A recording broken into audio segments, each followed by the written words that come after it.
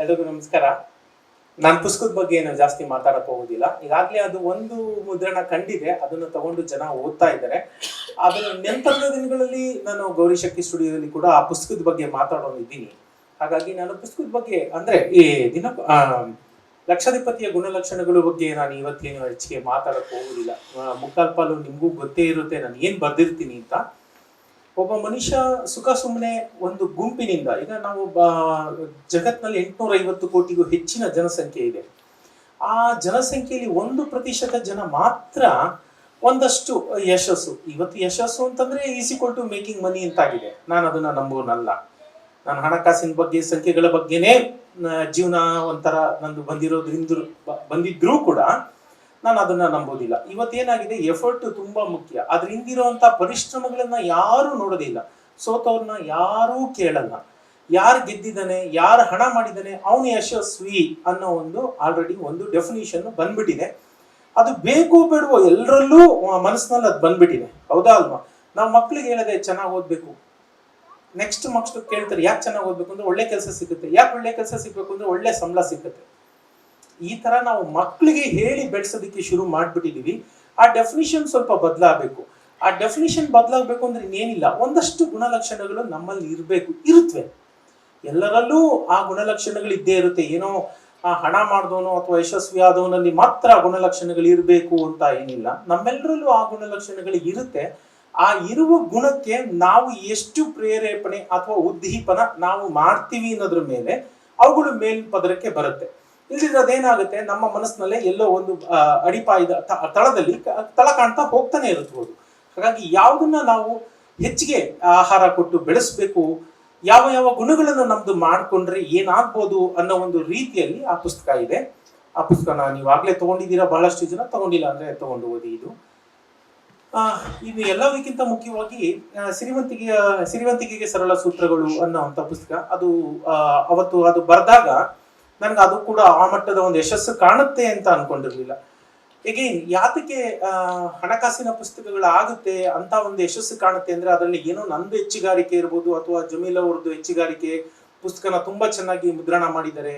ಹೌದು, ನಾನು ಕಂಟೆಂಟು ಕೊಟ್ಟಿರ್ಬೋದು.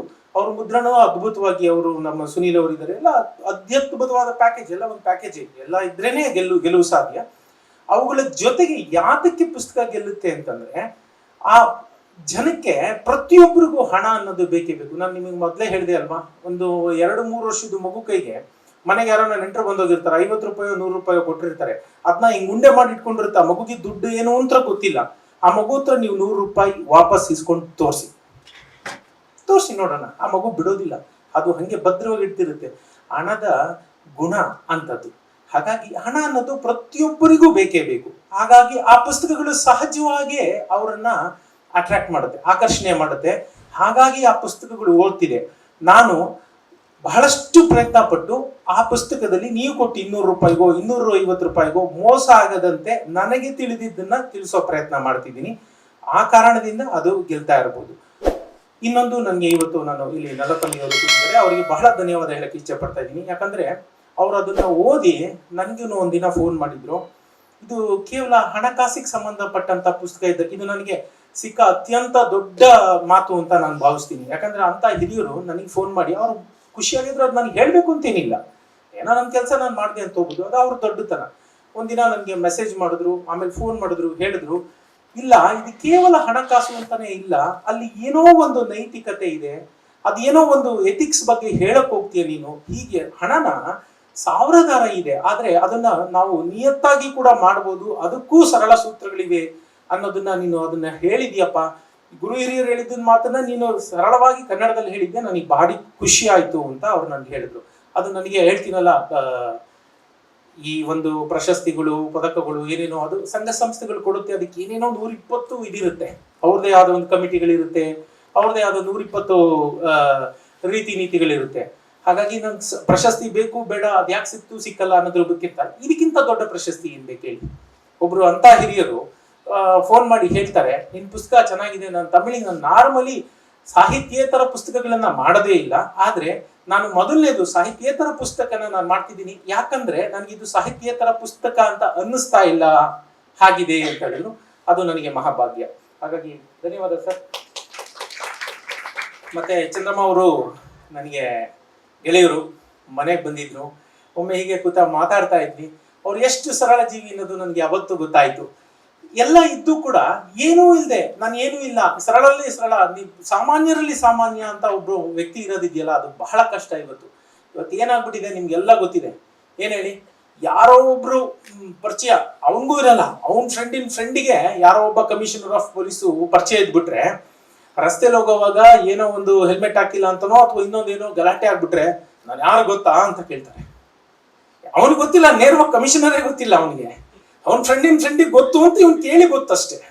ಆದ್ರೆ ಆ ಕಾಲಘಟ್ಟ ಹೆಂಗಿದೆ ಅಂದ್ರೆ ನನ್ಗೆ ಅವ್ರು ಗೊತ್ತು ಅಂತ ಹೇಳ್ಕೊಂಡು ತಿರ್ಗಾಡೋ ಜನನೇ ಅತಿ ಹೆಚ್ಚು ಇರುವಂತ ಸಮಯದಲ್ಲಿ ಚಂದ್ರಮ್ಮ ಅಂತವ್ರು, ಅವರು ಚಂದ್ರಮ್ಮನ್ ತರನೇ ಸದಾ ಮೋಡದ ಮರೆಯಲೋ ಇನ್ನೊಂದ್ರ ಮರೆಯಲೋ, ನಾನು ಎದುರುಗಡೆ ಬರೋಲ್ಲ, ನನ್ನ ಕೆಲಸ ನಾನು ಮಾಡ್ತೀನಿ, ನನ್ನ ಪಾಡಿ ನಾನು ಈ ಕಡೆ ಇರ್ತೀನಿ ಅನ್ನೋಂಥ ಒಂದು ಒಳ್ಳೆ ವ್ಯಕ್ತಿತ್ವದವರು.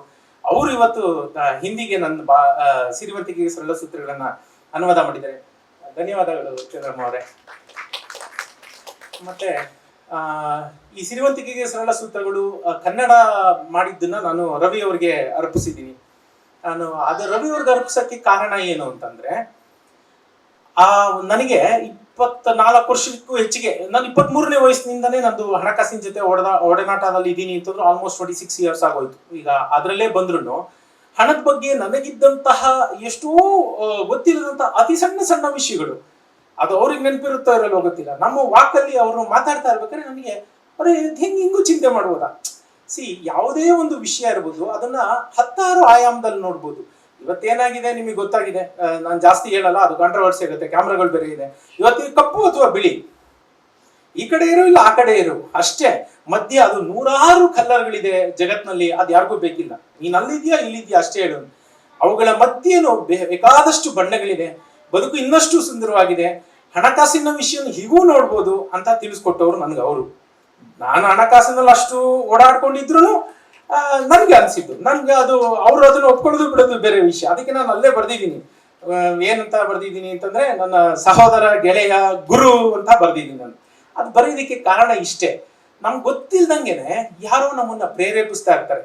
ಅವ್ರಿಗೆ ಗೊತ್ತಿರುತ್ತೋ ಗೊತ್ತಿರಲ್ವೋ ಇವನ್ನ ನಾನು ಪ್ರೇರೇಪಿಸಿದ್ದೀನಿ ಅಂತ, ಯಾಕಂದ್ರೆ ಅವ್ರಿಗೆ ಅದು ಸಹಜವಾಗಿ ಆಡಿರೋ ಮಾತಾಗಿರುತ್ತೆ, ಅದು ನಮ್ಗೆ ಹೃದಯ ತಕ್ಬಿಟ್ಟಿರುತ್ತೆ. ಹಾಗಾಗಿ ಅದರಲ್ಲಿ ಒಂದು ಚಾಪ್ಟರ್ ಕೂಡ ಅವ್ರು ಹೇಳಿದ ಒಂದು ವಾಕ್ಯನ 1,000 ಲೇಖನ ಆಗಿ ಅದು ಕೂಡ ಅದರಲ್ಲಿ ಇದೆ. ಆ ಪುಸ್ತಕನ ನಾನು ಅವ್ರಿಗೆ ಅರ್ಪಿಸಿದ್ದೆ. ಯಾಕೆ ಅರ್ಪಿಸಿದ್ದೆ, ಈ ಮಾತನ್ನ ಯಾಕೆ ಈಗ ಹೇಳಿದೆ ನಿಮ್ಗೆ ಗೊತ್ತಾಯ್ತಲ್ವಾ, ಯಾಕೆ ಅವ್ರಿಗೆ ಅರ್ಪಿಸಿದ್ದೆ ಅಂತ. ಹಾಗೆ ಈಗ ಸಿರಿವಂತಿಕೆಗೆ ಸರಳ ಸೂತ್ರಗಳು ಆಯ್ತು. ನಾವೀಗ ಲಕ್ಷಾಧಿಪತಿಯ ಗುಣಲಕ್ಷಣಗಳು ನಾನು ಕಿರಣ್ ಆಚಾರ್ಯ ಅವರಿಗೆ ಅರ್ಪಿಸಿದ್ದೀನಿ. ಇದಕ್ಕೆ ಕಾರಣ ಏನಿರ್ಬೋದು ನಿಮ್ಗೆ ಇಷ್ಟೊತ್ತಾಗಲೇ ಗೊತ್ತಾಗಿರುತ್ತೆ. ಏನ್ ಗೊತ್ತಾ, ನಾನು ಚಂದ್ರಮ್ಮ ಅವ್ರ ಬಗ್ಗೆ ಹೇಳಿದ್ನಲ್ಲ, ಅದೇ ಮಾತುಗಳನ್ನ ಇಲ್ಲಿ ಇನ್ನಷ್ಟು 1,000 ಪಟ್ಟು ಹೆಚ್ಚಿಗೆ ಮಾಡಿ ನೀವು ಅದನ್ನ ಅವ್ರ ಬಗ್ಗೆ ಊಹಿಸ್ಕೊಳ್ಳಿ. ನಾನು ಹೇಳಿದೆ, ಇವತ್ತು ಏನೂ ಗೊತ್ತಿರೋದು ಬೇಡ.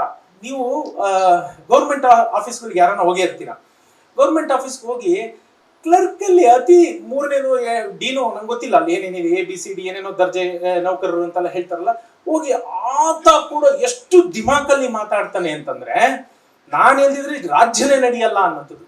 ಯಾಕೆಂದ್ರೆ ಅದು ಹಂಗೆ, ಜಗತ್ತು ಆಗಿರೋದು ಹಾಗೆ. ಈ ಸಣ್ಣದ್ ಏನೂ ಮಾಡಿಲ್ದೇ ಇದ್ರು ನಾನು ಏನೋ ಸಾಧನೆ ಮಾಡಿದೆ ಅನ್ನೋಂತ ಇದರಲ್ಲಿ ಓಡಾಡ್ತಾರೆ. ಆದ್ರೆ ನಾನು ಕಿರಣ್ ಆಚಾರ್ಯ ಅವ್ರನ್ನ 8 ವರ್ಷದಿಂದ ನಾನು ಫಾಲೋ ಮಾಡ್ತಾ ಇದ್ದೀನಿ ಫೇಸ್ಬುಕ್ ಅಲ್ಲಿ. ನನಗೆ ಇಷ್ಟು ಗೊತ್ತಾ, 1 ತಿಂಗಳು 2 ತಿಂಗಳ ಹಿಂದಿನ ತನಕ ಅವರು KV ಆಚಾರ್ಯ ಅವರು ನಮ್ಮ ಕರ್ನಾಟಕ ರಾಜ್ಯದ ಗೃಹ ಮಂತ್ರಿಗಳಾಗಿದ್ದಂಥವ್ರ ಮಗ ಅನ್ನೋದು ನನಗೆ ಗೊತ್ತೇ ಆಗಲಿಲ್ಲ. ನೋಡಿ, ತುಂಬಿದು ಕೂಡ ತುಳ್ಕಲ್ಲ ಅನ್ನೋದಕ್ಕೆ ಅದೇ ಕಾರಣ. ಅವ್ರೆಲ್ಲೂ ಹೇಳ್ಕೊಳಲ್ಲ, ನಾನು ಇಂಥವನು ಅಂತ ಹೇಳಲ್ಲ. ನಾನು ಹೇಳಿದೆ, ಒಬ್ಬ ಪೊಲೀಸ್ ಪೇದೆ ಗೊತ್ತಿದ್ರೆ ರೋಡಲ್ಲಿ ನಾನು ಹೇಳಿದ್ನಲ್ಲ, ಅವ್ನಿಗೆ ನೇರವಾಗೂ ಗೊತ್ತಿರೋದು ಬೇಡ, ಅವ್ನ ಫ್ರೆಂಡಿಗೆ ಗೊತ್ತಿದ್ರೆ ಇವನೇನೋ ಮೆರಿತಾ ಇರ್ತಾನೆ, ನನ್ಗೆ ಅವ್ರು ಗೊತ್ತಾ, ನಾನು ಯಾರು ಗೊತ್ತಾ ಅಂತ ಹೇಳ್ಕೊಂಡು ತಿರುಗ್ತಾನೆ. ಅಂತ ಕಾಲಘಟ್ಟದಲ್ಲಿ ಒಂದು ದಿನಕ್ಕೂ ಅವ್ರ ತಂದೆನ ಸ್ಮರಿಸ್ತಾರೆ, ಹಾಕ್ತಾರೆ. ಅವತ್ತಿನ ದಿನಗಳಲ್ಲಿ ನಾನು ಯಾರೋ ಅಭಿಮಾನಿ ಹಾಕಿರ್ಬೋದೇನೋ ಅಂತ ಅವ್ರು ಎಲ್ಲೂ ಅದನ್ನ ತೋರ್ಪಡಿಸ್ಕೊಳ್ಳಲ್ಲ. ಎಂಥ ಮನೆತನದಿಂದ ಬಂದಿದ್ದಾರೆ, ಒಂದು ಕ್ಷಣಕ್ಕೂ ಅವ್ರು ಅದನ್ನ ತೋರ್ಪಡಿಸ್ಕೊಳ್ಳಲ್ಲ.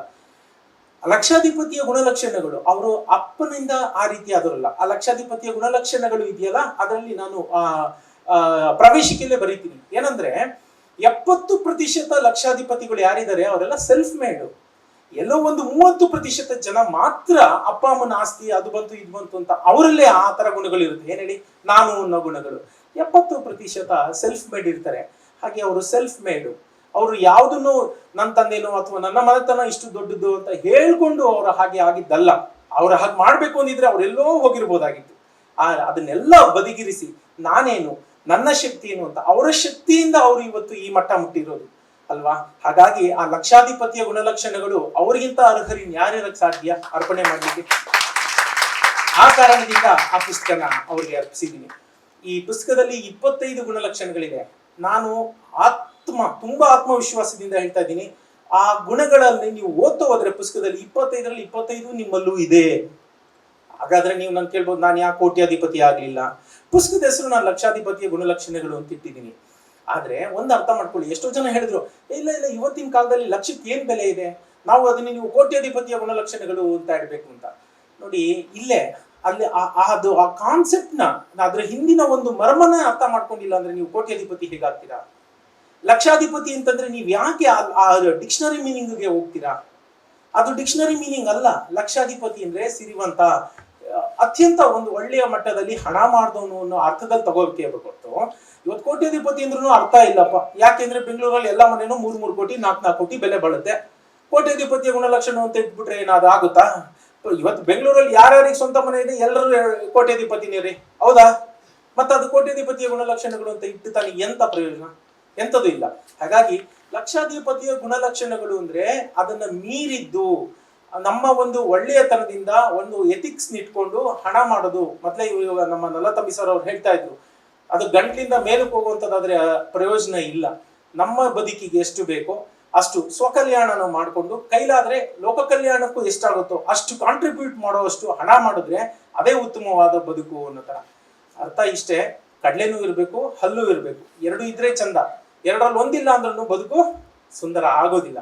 ಹಾಗಾಗಿ ಅಷ್ಟು ಹಣವಂತರು ಖಂಡಿತ ನಾವೆಲ್ಲರೂ ಆಗ್ಬೇಕು.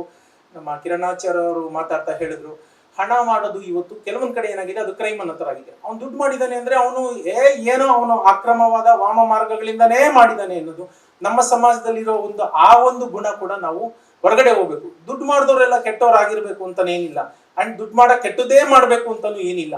ನೀವು ಆಗ್ಬೋದು, ನಾನು ಆಗ್ಬೋದು, ಪ್ರತಿಯೊಬ್ರು ಹಣ ಮಾಡ್ಬೋದು. ಹಣ ಮಾಡಿದ ನಂತರ ನಿಮ್ಗೆ ಆ ಒಂದು ಆತ್ಮವಿಶ್ವಾಸ, 100 ಜನದ ಮುಂದೆ ಅಲ್ಲ 1000 ಜನದ ಮುಂದೆ ನಿಂತ್ಕೊಂಡು ಮಾತಾಡುವಂತ ಆತ್ಮವಿಶ್ವಾಸ, ಎಷ್ಟೇ ದೊಡ್ಡ ಹೋಟೆಲ್ ಇದ್ರು ಎದುರ್ಕೊಡದೆ ಹೋಗುವಂತ ಆತ್ಮವಿಶ್ವಾಸ, ಬದುಕಿಗೆ ಬೇಕಾಗಿದ್ದು ಹಣ ಅಂದ್ರೆ ಇನ್ನೇನು ಇಲ್ಲ. ಹಣ ಮಾಡೋದು ಅಂದ್ರೆ ಏನಂದ್ರೆ ಇದು ಇಟ್ಸ್ ಅ ಸೇಫ್ಟಿ ನೆಟ್. ಒಂದು ತೆಳ್ಳನೆಯ ದಾರದ ಮೇಲೆ ನಡ್ಕೊಂಡು ಹೋಗುವಂತಂದ್ರು ನಡೆಯುವಂತ ಆತ್ಮವಿಶ್ವಾಸ ಕೊಡುತ್ತೆ. ಯಾಕೆಂದ್ರೆ ಗೊತ್ತು, ಬಿದ್ರೆ ಜಗತ್ತಿನ ಅತ್ಯಂತ ಪ್ರಸಿದ್ಧ ಅತ್ಯಂತ ನುರಿತ ವೈದ್ಯರನ್ನ ನಾನು ಅಫೋರ್ಡ್ ಮಾಡಬಲ್ಲೆ, ಅವ್ರು ನನ್ನನ್ನು ಸಹಾಯಕ್ಕೆ ಬಿಡೋದಿಲ್ಲ, ನನ್ನ ಉಳಿಸ್ಕೋತಾರೆ ಅನ್ನೋ ಧೈರ್ಯ ಕೊಡೋದು ಹಣ. ಹಾಗಾಗಿ ಹಣ ಮಾಡೋದು ತಪ್ಪಲ್ಲ, ಹಣ ಮಾಡಿ. ಎಲ್ರಿಗೂ ಒಳ್ಳೇದಾಗ್ಲಿ. ನಮಸ್ಕಾರ. ಹೋಗಕ್ ಮುಂಚೆ ಒಂದೇ ಒಂದು ನನಗೆ ಅತ್ಯಂತ ಖುಷಿ ಆಗೋದೇನು ಅಂತಂದ್ರೆ, ಇವತ್ತು ಭಾನುವಾರ ದಿನ ಇಷ್ಟು ಜನ ಬಂದಿದ್ದೀರಿ. ಅದ್ರ ಜೊತೆಗೆ ದಾವಣಗೆರೆಯಿಂದ ಶ್ರೀನಿವಾಸ್ ಅಂತ ಒಬ್ರು ಬಂದಿದ್ದಾರೆ. ಅವ್ರ ಪುಟಾಣಿ ಅಭಿರಾಮ್ ಅಂತ ಇದ್ದಾನೆ. ಅಭಿರಾಮ್, ಮೇಲ್ಗಡೆ ಬಾ, ನಿನ್ಗೊಂದು ಪುಸ್ತಕ ಗಿಫ್ಟ್ ಕೊಡ್ತೀನಿ. ಎಂತ ಆಶ್ಚರ್ಯ ಅಲ್ವಾ?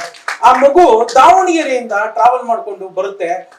ಇವತ್ತೆಲ್ಲ ಬರೀ ರೀಲ್ಸ್ ಯುಗ, ಅದನ್ನ ನೋಡುವಂತ ಟೈಮಲ್ಲಿ ಆ ಮಗು ಇಲ್ಲಿ ಬರುತ್ತೆ, ನನ್ ಕಾರ್ಯಕ್ರಮ ನೋಡ್ಬೇಕು ಅಂತ ಬರುತ್ತೆ, ದಿನಕ್ಕೊಂದು ಕಿವಿ ಮಾತು ನಿತ್ಯ ನೋಡ್ತೀನಿ ಅಂತ ಹೇಳುತ್ತೆ. ಇದು ಪುಣ್ಯ. ಇದು ನಾವು ದುಡ್ಡು ಕೊಟ್ಟರು ಪಡ್ಕೊಳಕ್ ಆಗದೆ ಇರೋಂಥದ್ದು. ಹಾಗಾಗಿ ಥ್ಯಾಂಕ್ ಯು ಅಭಿ.